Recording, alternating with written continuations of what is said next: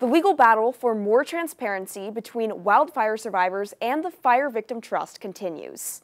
Action News Now reporter Chloe Curtis joins us in the studio. Chloe, you sat down with the plaintiff for an update on the case. What's he fighting for?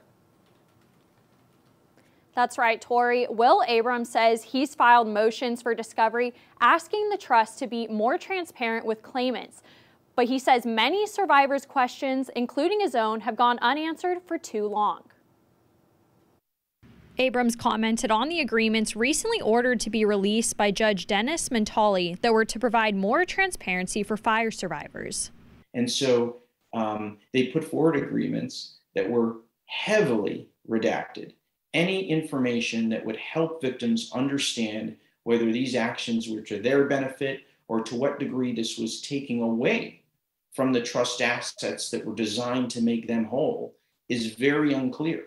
About $4.5 billion has been dispersed to claimants so far. The settlement is worth more than $13 billion in total.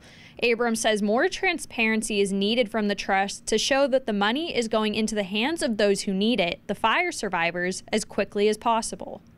We hope that this discovery will provide assurances to victims, and we'll be able to all rally together to further the trust's efforts, and so that we can fully fund the trust to the $13.5 billion, and so that we can further and quickly provide just settlements to victims who are really reliant on these funds to rebuild their homes, to put food on the table, to rebuild their lives, and are really suffering in many different ways still from all of these different fires. But Abrams says this case is about more than just money. It affects the way that we are dealing with utility issues. It affects the way that future victims will be treated in future cases. And all of that is important. And it is unfair to ask victims to be able to choose between, would you like some money now, or would you like to be made whole and ensure that justice is provided? That's really a false choice. And I think we all should be rallying behind fair payments to victims to be made whole, and justice and just outcomes to make sure that there's accountability.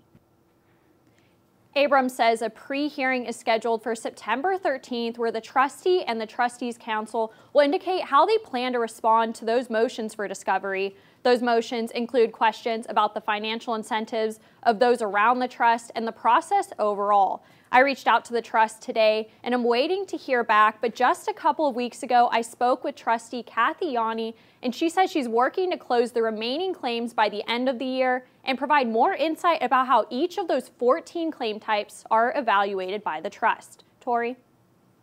All right, thank you, Chloe. An extended version of that interview will be available on our website, actionnewsnow.com.